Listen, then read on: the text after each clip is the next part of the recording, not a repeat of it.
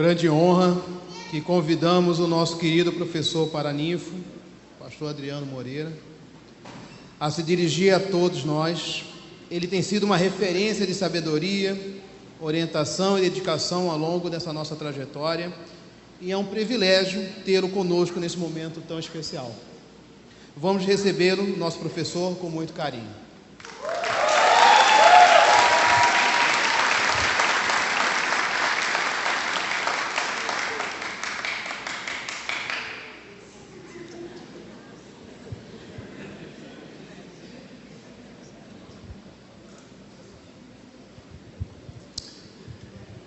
Ao magnífico reitor e pastor-presidente da IPCB, pastor Djalmir da Cunha Waldhelmen,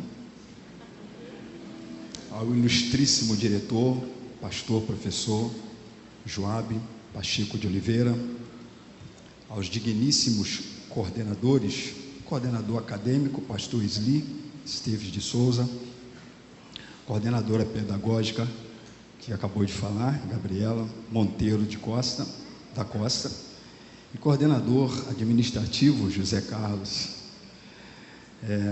Carlos dos Santos Pitt. Digníssimos professores, excelentes autoridades que possam aqui presente estar, formando a turma, na condição de paraninfo, para compartilhar a palavra do Senhor nesse momento e a priori para o coração dos formandos. Essa é uma noite que ela é memorável, ela é eletrizante, ela é singular, ela é uma noite que há de ser especial, principalmente para vocês, porque marcam uma conquista muito importante. Portanto, sabendo disso, vejo sobre os meus ombros, sinto sobre os meus ombros um peso de responsabilidade muito grande. E por isso tenho que me entregar diante das mãos do Eterno, para ser nas mãos dele um instrumento, canalizado por ele, para vos entregar uma palavra muito específica. Para tanto, os convido a abrir a palavra de Deus, as Escrituras Sagradas, na carta do apóstolo Paulo à igreja de Filipos, capítulo de número 1 e verso de número 12 em diante, onde eu quero debruçar-me no tema defensores do Evangelho. Diz-nos assim as Escrituras Sagradas, a minha versão Nova Almeida atualizada: quero ainda, irmãos, que saibam que as coisas que me aconteceram têm até contribuído para o progresso do Evangelho, de maneira que toda a guarda pretoriana e todos os demais sabem que estou preso por causa de Cristo. E os irmãos, em sua maioria, estimulados no Senhor por minhas algemas, ousam falar a palavra com mais coragem. É verdade que alguns proclamam Cristo por inveja e rivalidade, mas outros o fazem de boa vontade. Estes o fazem por amor, sabendo que estou incumbido da defesa do Evangelho. Aqueles, porém, pregam Cristo por interesse pessoal, não de forma sincera, pensando que assim podem aumentar meu sofrimento na prisão. Mas que importa? Uma vez que, de uma forma ou de outra, Cristo está sendo pregado, seja com fingimento, seja com sinceridade. Também com isto me alegro, sim, sempre me alegrarei. Porque estou certo de que pela súplica de vocês e com a ajuda do Espírito de Jesus Cristo, isto resultará em minha libertação. Minha ardente expectativa e esperança é que em nada serei envergonhado, mas que com toda a ousadia, como sempre, também agora, Cristo será engrandecido no meu corpo, quer na vida, quer pela vida, quer pela morte. Porque para mim o viver é Cristo e o morrer é lucro. Nunca tanto precisamos de defensores do Evangelho como nos dias presentes, nos dias atuais, na contextualidade. Talvez a gente precise muito mais de defensores do Evangelho do que até mesmo de pregadores do Evangelho. Quando assim digo, estou falando de quem prega a genuinidade do Evangelho, porque só a pregação na genuinidade do Evangelho já se torna uma defesa do Evangelho. Porque hoje, infelizmente, o que nós mais estamos vendo, e não deixa de ser, porque Jesus disse, Paulo também fez essa ratificação, é um dos sinais desses últimos tempos: muitos evangelhos, muitos cristos, muitos céus, muitas bênçãos, muitas coisas que nada tem a ver com o genuíno, real e verdadeiro evangelho.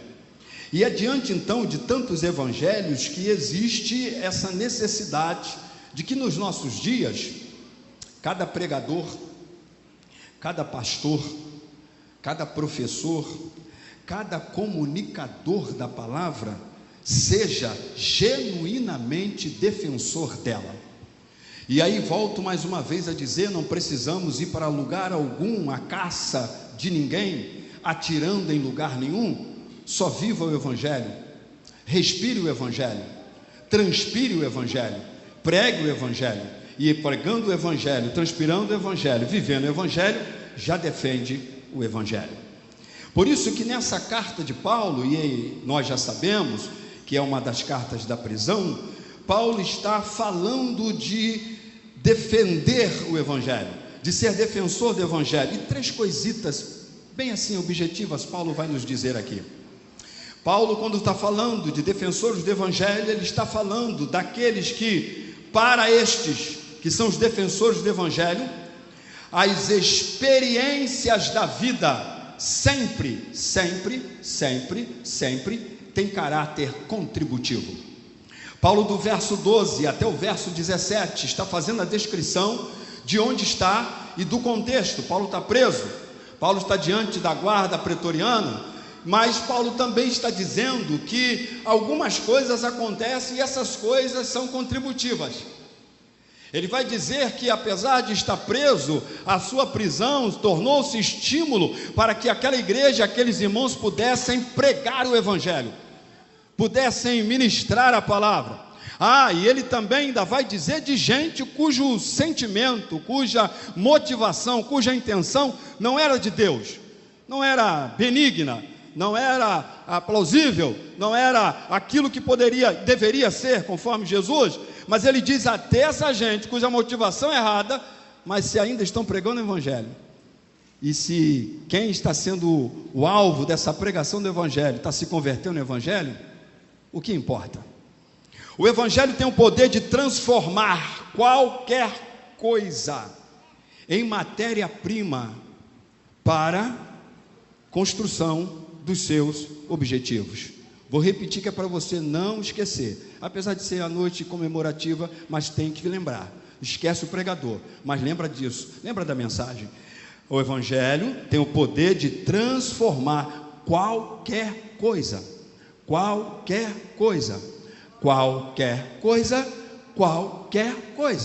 em matéria-prima na construção dos seus objetivos.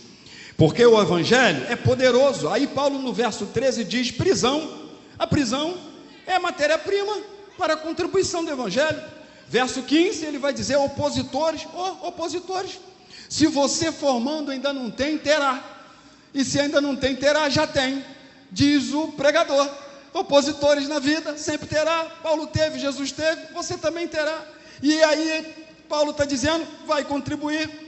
Paulo no verso 17 vai falar de contenciosos e de invejosos. Essa gente, a gente também vai encontrar na esquina da vida. Não precisa nem caçar, te acham, te encontram. Mas Paulo está dizendo que tudo isso serve de ponte para a propagação do evangelho.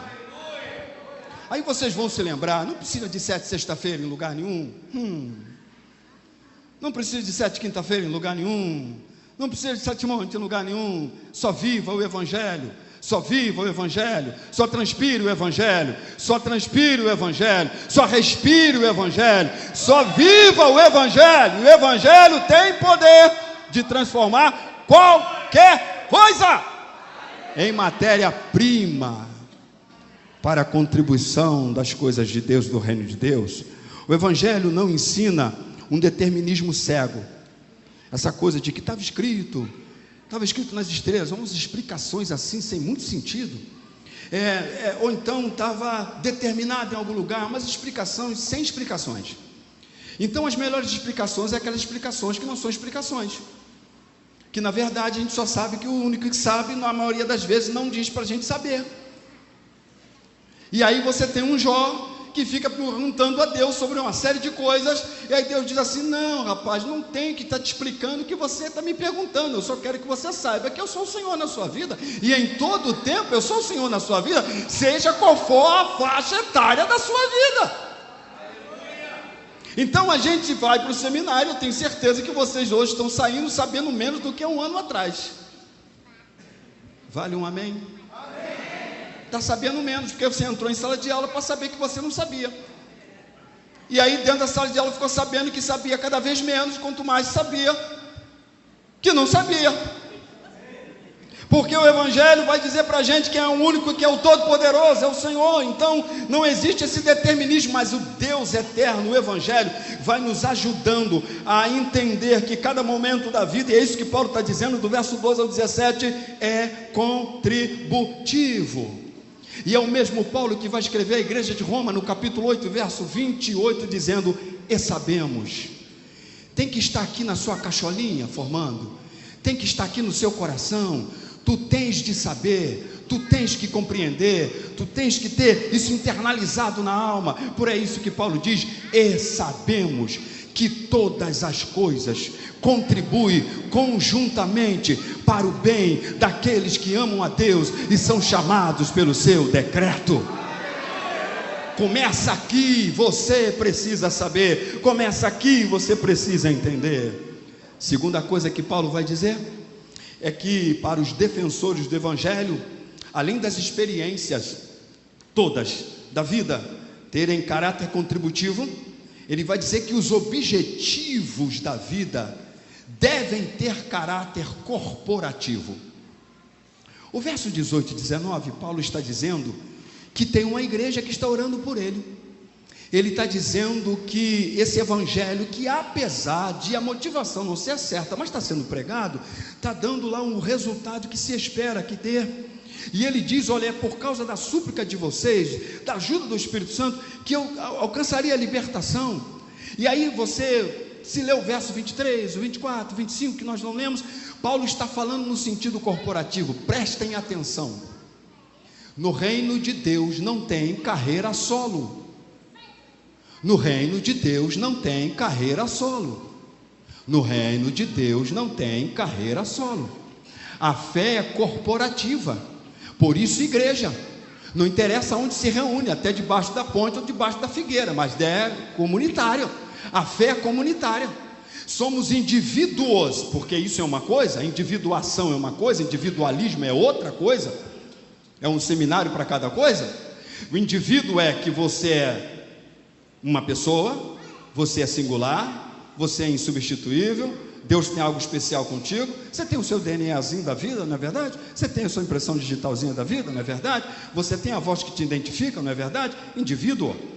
Mas Deus, quando cria o homem, diz: não é bom que ele esteja só. Então não há carreira solo. Então você é alguém que Deus chama e chama para que você esteja parte de um corpo, e você sabe que aquilo que em você é singular só funciona se estiver no corpo. Por isso a melhor figura da igreja nas escrituras é de um corpo, e é Paulo também que escreve, 1 Coríntios capítulo 12.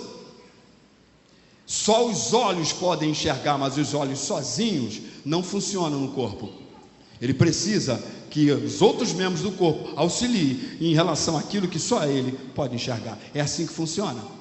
Você tem singularidades na sua vida, por isso saiamos daquele jardim de infância da comparação, das comparabilidades. Não, você tem coisas singulares, mas isso que em você é singular só funciona se estiver no corpo.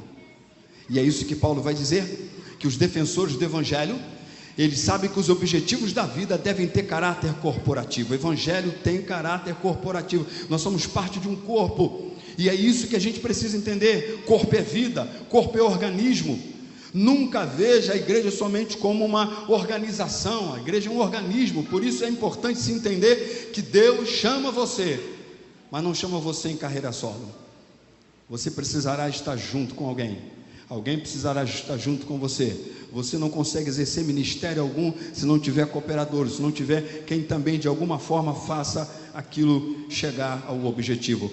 Por isso que Paulo vai dizer assim, 2 de Coríntios, capítulo 12 e verso 14. Ele vai dizer: não quero que vocês tenham, eu quero vocês. E eu estou me gastando e me deixando gastar por causa de vocês. Então, formandos, por favor, ministério é gente, nem para mais e nem para menos, é gente. Se não estiver preparado a ser gente para trabalhar com gente, peguei pesado, né? Tem que ser gente para trabalhar com gente. Você não entendeu o seu chamado. Seu chamado é gente, todo tipo de gente. Daquelas melhores que você aplaudiria, daquelas que você faria até o sinal da cruz, dizendo: cruz credo. Mas é gente. E Jesus nos ensinou isso. Como eu disse várias vezes em sala de aula, Jesus passou a noite no monte orando. Marcos vai nos dizer isso. Jesus desce do monte, que orou a noite inteira para escolher só 12. A congregação de Jesus era 12, pastor Djalmir, 12. Dá para escolher errado? Jesus, não era pastor Adriano, não era nenhum de nós aqui. Jesus, Deus encarnado, orou a noite inteira, e olha os 12 que Jesus escolheu. Ô, gente difícil. Mas foram esses homens com quem Jesus trabalhou, e foram a esses homens, os CEOs, que Jesus começa o grande projeto do reino de Deus na terra, com esses 12, porque ele trabalhou com gente, lidou com gente. Por isso que Paulo está dizendo que ministério é gente. E em terceiro e último lugar, Paulo vai dizer no verso 20 a 21, que os defensores, ou para os defensores do Evangelho, preste atenção nisso, porque isso eu penso que hoje a maioria dos cristãos perderam esse fio aqui. As realizações da vida devem ter caráter transcendentivos. Eu preciso entender que trabalho para a eternidade. Eu preciso entender que eu já tenho a vida que é eterna, definida por Jesus. Eu preciso entender que meu ministério transcende para a eternidade. Eu não posso pensar no meu hoje, no meu aqui e no meu agora, senão isso não é o Evangelho. Por isso que Paulo vai dizer assim, verso 20: minha ardente expectativa e esperança é que em nada serei envergonhado, mas que em toda ousadia, como sempre agora, Cristo há de ser engrandecido na minha vida, seja pela vida ou seja pela morte. Se eu entendo que o meu ministério, se você entende que o seu ministério transcende para a eternidade, a morte glorifica, o sofrimento glorifica, a porta fechada glorifica, a perseguição glorifica, a dor glorifica, seja lá o que for, glorifica, porque transcende, vai para além desse hoje, desse aqui, desse agora, e disso que hoje se diz que é felicidade, se diz que é realização, se diz que é conquista, se diz que é triunfo. Aí você não está olhando para o hoje aqui agora, tu está olhando para a eternidade. Enquanto tem gente aqui meio que desesperada, querendo pular do terceiro andar, tu está olhando para a eternidade e com um sorriso de quem parece que já chegou na eternidade. Aí alguém diz assim: mas ainda está de pé? Estou de pé porque eu estou olhando para a eternidade. Mas ainda eu continuo nesse ministério? Continuo porque eu estou olhando para a eternidade. Olhar para esse aqui agora, irmão, é desesperador. Aí você vê violência, e você vê tanta corrupção, e você vê tanta coisa ruim, aí você fica aqui.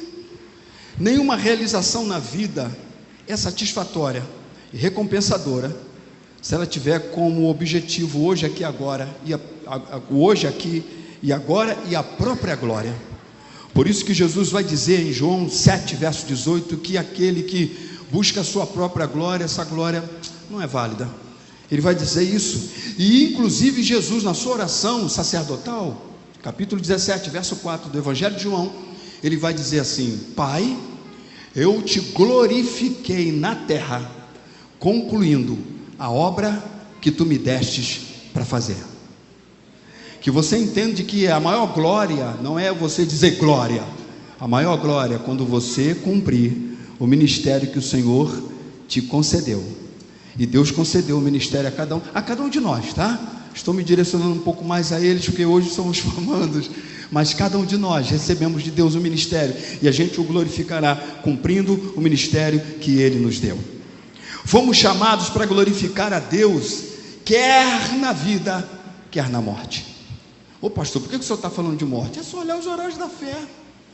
Por que eu e você estamos aqui hoje? Por causa de horários da fé, por causa de uma reforma protestante da vida, por causa de tantas outras coisas, dos primeiros mártires da igreja, e a começar pelo Estevão, Atos 7, gente que pagou pela vida, com a vida, a fé. Aí você vai para Hebreus capítulo 11, tem uma galeria de heróis da fé, e do verso 34 em diante, o texto vai falar daqueles que não venceram pela fé, mas daqueles que morreram por causa dela.